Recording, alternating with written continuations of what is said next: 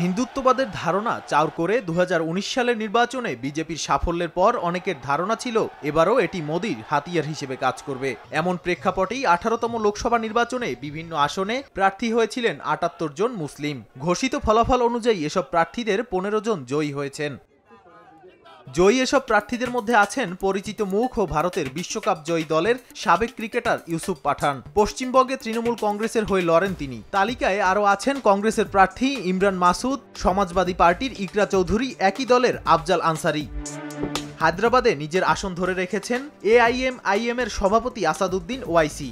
লাদাখে স্বতন্ত্র মুসলিম প্রার্থী মোহাম্মদ হানাফি এবং জম্মু ও কাশ্মীরের বারামুল্লা আসনে জয়ী হয়েছেন আব্দুল রশিদ শেখ। উত্তরপ্রদেশে জয়ী সমাজবাদী পার্টির মহিবুল্লাহ পেয়েছেন ৪,৮১,০০০-এর বেশি ভোট।